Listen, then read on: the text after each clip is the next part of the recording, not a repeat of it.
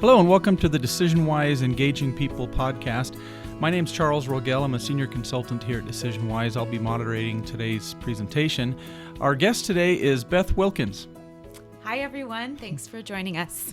Beth is a principal consultant here at DecisionWise. She holds a PhD in instructional psychology. And one of the big topics of her research and also her work here at DecisionWise is our topic today, which is on diversity and inclusion. So, Beth, I wanted you to maybe start off by providing the audience, I guess, a little bit of background about you, your work, your interest in this topic, and then kind of setting up the theme of our conversation. I first started working on diversity and inclusion a few years ago. I was working as a director of organization and talent development in a large multinational company, and I scoured the research because I hadn't really focused on diversity and inclusion before. I also did a lot of benchmarking with other companies, and I learned a lot through that experience. I also spent the first half of my career in the Bay Area, and I think they are a little ahead of most of the world in thinking about diversity and inclusion. So I experienced that, and I experienced a lack of as much inclusion when I moved away from the Bay Area and started working in other organizations. Okay. So that made me passionate about it. I wanted people to see how things could be ideally. And then here at DecisionWise, most of my clients are working on diversity and inclusion to some degree. So I've had a lot of opportunities to think through how you measure diversity and inclusion and what kinds of solutions companies can use to improve their diversity and inclusion efforts. Excellent. So where is it kind of taken you today? I guess as we talk about this topic, we're talking more about kind of how to measure it, how to go about their strategy around measuring inclusion or diversity and inclusion. Where have you kind of ended up, I guess, in this journey? Organizations that I'm working with are getting much better at recruiting and retaining diverse talent. Yeah. However, I don't see that they're making as much progress in the area of inclusion. Okay. So I've been looking at both academic and practitioner research, as well as reflecting on my own experiences to determine how we can measure whether employees are feeling included and then what solutions might help them feel more included. I also want to start with the caveat that the organizations I've worked with thus far have mostly focused on gender diversity in their leadership teams. I'm seeing some clients start to focus on things like race, ethnicity, sexual orientation, and age as well. But I don't feel I have enough data on these demographics to draw valid conclusions. So most of my examples will be focused on gender diversity today. So what would it look like when we talk about inclusion? How would you kind of define that? What would it look like in an organization if that's working well, for example? Yeah, great question. If it's working well, then minorities are feeling like they belong. They are able to contribute fully. They are really feeling like they're part of the system. They're adding value. They're finding meaning in the work that they do. Okay. And I'm seeing, again, that some companies who've been focusing on this for a few years are doing that at certain levels. But at the executive level, that's where I still see we need a lot of work. In fact, McKinsey just did a study, Delivering Through Diversity, and they found that those that do have ethnically diverse leadership teams, especially executive teams, are 33% more likely to outperform their peers financially. And those with gender diversity are 21% more likely to outperform their peers. Others, like Deloitte, have also been doing similar research. So I think there's more of a business case for it. People are seeing that. But now it's figuring out, how do we put this into practice? How do you actually include the people that have different perspectives? Yeah, how do you leverage that expertise or that diversity that you're hiring for? Yeah, otherwise it's just latent. Yeah. You've made this investment in intellectual property that you aren't tapping into. Sure. Okay. So explain to us a little bit, or maybe set up our conversation in terms of how to best go about this, the approach, the strategy that really works well. One of the things that I think people really need to think about is whether people have a voice. I already alluded to the fact that you're bringing this talent in, but often diverse talent is not really being able to contribute. Maybe they don't have a seat at the executive table. That's often the case. Yep. Maybe there isn't enough collaboration in work groups. And so you're working on messaging or product development, and it would be helpful to represent your diverse customers. Mm-hmm. But you aren't necessarily bringing all those people to the table that could best represent your diverse customers. So there has to be a concentrated effort to bring in those diverse perspectives and leverage them.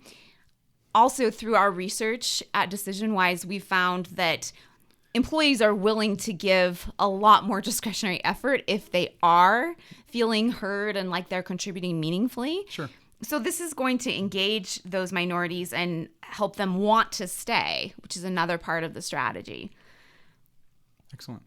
And so to kind of encourage this voice, I guess, have you seen examples in organizations where they're doing the wrong things that kind of discourages this, or what were they doing well that encourages it? I'm seeing people encourage it through some of the things I already mentioned, through having minority leaders on boards, or if you're working on a project, on project teams. Also, when you think about stakeholders, making sure that you have different genders and ethnicities amongst your key stakeholders. I'm seeing some of that happen. I'd love to see a lot more of it. Often I see token minorities. Yep. So, for example, I was working with an organization who had a very talented director, and she was often the smartest person in the room, honestly, so articulate. People were intimidated by her. But she told me when I was interviewing her that when she was with this executive team, she felt like the threshold for engagement was extremely high. It's just the culture of the team, all white males, and many of them much older than her. Yeah. And so it was great that she was there at the table, but her voice really wasn't being heard.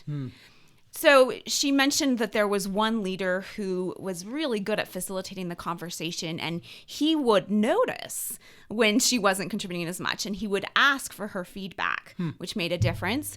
She also suggested that they bring others in. Even if they weren't at that same level of leadership, it could be a stretch assignment for somebody in the organization who's female or of a different ethnicity. But there is research that shows if you just have one of any minority, it's much harder for them. It's a lot of pressure. It's a lot of pressure. Yeah. She felt like, oh, here I am speaking for womankind. Right. My opinions aren't necessarily the opinions of all women. Yeah.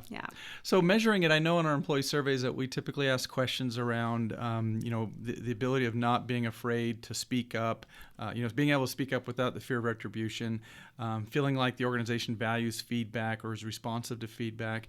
Are those the type of items that you're talking about when really measuring this type of concept? And then looking at, I guess, the breakouts by gender or ethnicity, if you have that in your results? Yeah, that's been really powerful for my clients. So when I design a survey with them, we think about those questions that would help us assess whether people have voice, whether they're part of decision making, whether they have an ability to influence in the system, those types of things. And then often clients will give us demographic information so we can provide those breakouts, and we can analyze where they are at this point in time, current state, and make goals for the future. Yeah, and it seems really important, especially like we survey some organizations where that doesn't even work for all employees. So it's not just minorities that are feeling less of a voice. All employees feel like they can't speak up because it might be bureaucratic or maybe a very top-down organization. So you kind of have to establish that culture first and then be sensitive to the populations within it. Yeah, that's a great point.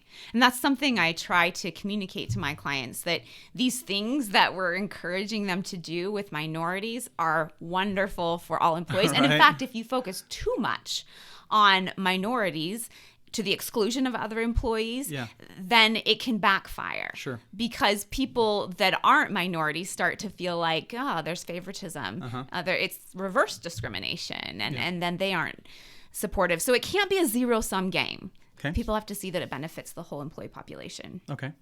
Now you've got 3 items here. What's the next one?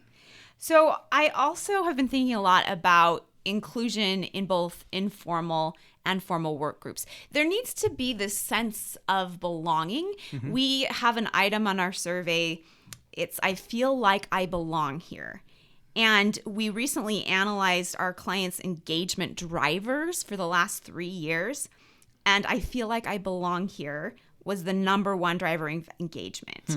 So in other words, feeling like a true member of the organization has a direct relationship with where an employee is at on the engagement spectrum.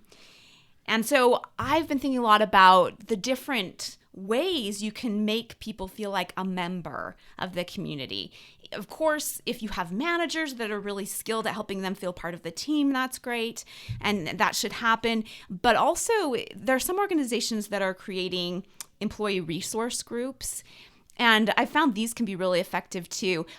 Sometimes people feel like that is divisive because you're basically organizing groups to support different minorities. So you might have a Black ERG, you might have a female ERG. But what I've found is that often, because there still is racism and there still is sexism, it helps those folks feel an even greater sense of belonging amongst that group because they're able to help one another work through some of the challenges they're facing and to navigate those challenges. So I do think that's helpful, and having mentors within that group help others that are more junior in their careers to navigate.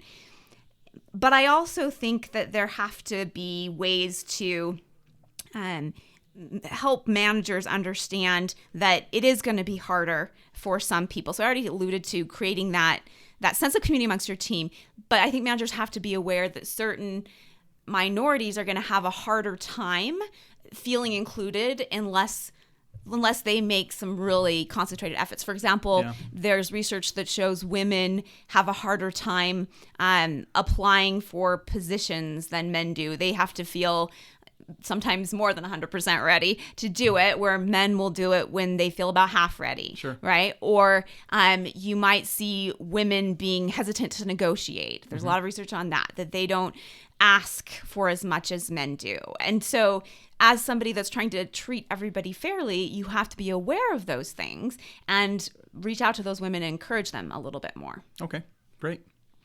All right, and what's the third topic, third approach? So development and growth is the other thing I've been thinking a lot about. People want to stay in an organization, all people, when they feel like they're being stretched, when they're given opportunities to contribute at a higher level or more meaningfully. And I'm seeing amongst minorities, especially women in leadership, I've done quite a bit of research on that. And being a woman in leadership myself, I've thought quite a bit about it. What's interesting is in the last few years, people have become more vocal about females' roles in organizations, which I think is wonderful. I think the Me Too movement, for example, did some wonderful things at exposing some of the sexism, and we're now more positively handling some of the situations. However, there were some unintended consequences.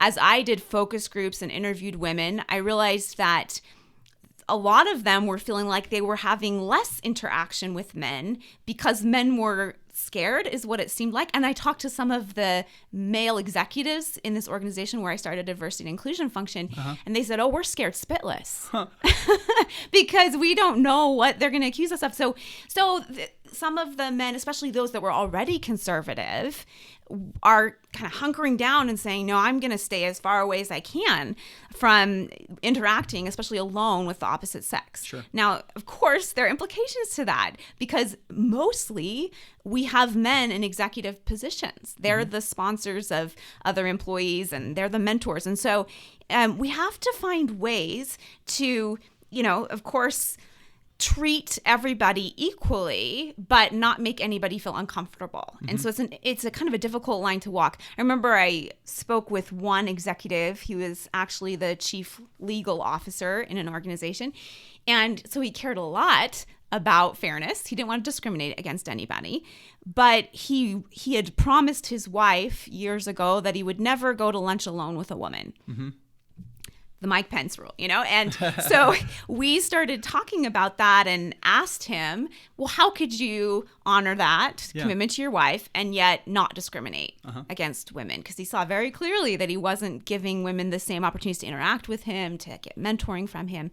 And he said, yeah, well, I could take a man and a woman to lunch with me, or I could, when I'm creating work teams, I could make sure that I have members of both genders. And so he realized I can do both. I just have to make a concentrated effort. And he also realized that often he was doing what was comfortable and just mentoring men.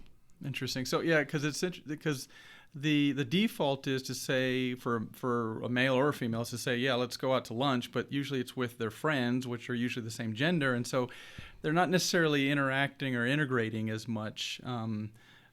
When the opportunity arises, they have to kind of be more deliberate about it. Mm-hmm. Interesting. Exactly. Okay. So how? So I guess what's the impact or the leverage point in terms of getting senior leadership or top leadership involved in this process? Great question. I think leaders need to really understand the business case. And I'm seeing improvement in the last few years. Okay. I think largely it's due to all this research that companies are doing to create that business case. But I also think executives are stepping up and seeing, the reputation of my company depends upon this. I've got to do this for so many reasons, for innovation. And so they are creating some goals. They're creating diversity and inclusion functions. But in addition to saying we care about this, they have to walk the talk. And that's always the hardest part. Yeah. But what the Lean In organization has found is that there are about 50% of men who still don't even think it's a problem. So that just shows you that there still is a need. And especially when you have mostly men in executive positions, there's a need to have them say, no, this is important, and this is why. This is where I've seen discrimination. This is where I've seen bias, and this is why it's important to our company. This is how it impacts us financially. This is how it increases innovation. This is how we better meet our customer needs with a diverse leadership team. They have to be saying those things, and they have to be following up on the goals to help other people in the organization believe that this is an important initiative. I've seen over and over again that this is critical. And so maybe some of the things they could do would be to, look at their pipelines, for example, and say, what kind of pipeline do we have? Do we have enough minorities? If not, could we recruit more? Should we always interview X number of minorities when we are hiring? They could also make sure that they are developing those people in the pipeline who have potential. And I want to emphasize who have potential and are performing well, because I have had a lot of executives say to me, this kind of feels like affirmative action. Right, filling a quota. Exactly. And it's not doing anybody a favor, any minority a favor, actually, to be put in a position when they're not qualified for it. It's not helping improve the reputation of women, let's say, in leadership roles if they're put into a position before they're ready. So it's about developing them so they are ready. It's about helping sponsor them along the way, helping other people see their potential, but you have to start that early on. There's a Lean In study that shows that women are 18% less likely to get leadership positions. That's where the biggest gap is still. Okay. So we have quite a few women in individual contributor positions, but not as many making it into leadership. Yeah. And I've found that with my clients as well. And so I've been thinking about, well, how do we change that? What's going on? And I think sometimes we have to do unconscious bias training. I think monitoring the development of those women is great. We talked earlier about giving them confidence because, in general, it is harder for them to apply for certain types of positions. I'm also very aware that women are still feeling obligated to take on more of the home responsibilities. And so there needs to be an effort to give them flexibility in work hours and work locations. so that they can remain in the workforce. Those types of things. Yeah, it's a big disadvantage if a woman decides to have children and says, "Oh, I'm just going to go out of the workforce for 5 or 10 years," and then tries to jump back in again, then they're that far behind their peers, right? Moving into the organization. So I guess one question I was thinking of as you were talking, you kind of made this case already, maybe you could revisit some of these points, is as an HR person, then how do you help convince senior leadership or that there is a problem, that this is important, that this is something we should focus on and have some action plans around? What's a good way, or what are some tools that the HR team could use to make the case? Mm-hmm. I would send them to the McKinsey research that I've been discussing, delivering through diversity. Yeah. I would also send them to leanin.org. Mm-hmm. Let's post that as well. There are some great studies by Deloitte and the American Sociological Association. Uh-huh. Those are all great places to go. Catalyst is another great company that's done a lot of research in this vein. So I would recommend that they read that research, create a good business case. Also, I would recommend that they look at the ROI of D&I so they can show executives, here is the amount we intend to spend on this. Here is how we think it's going to improve our financial results, how it's going to increase innovation, help us better meet customer needs, improve our brand. I mean, you have to bring all of that in because, as we've already talked about, there's still a lot of executives who see this as more of a social movement and don't see the business case for it. And then as organizations are trying to measure this within their company, using an employee survey, I know you've been putting together kind of this D&I index or set of questions. What are the types of items and approaches they should use to measure this, get good feedback that they can action on? So I think some of the questions have to be about inclusion. Mm-hmm. I already mentioned I feel like I belong here as being our number one driver. Questions about being treated with respect. Some organizations are ready to be really explicit in that they're measuring D&I.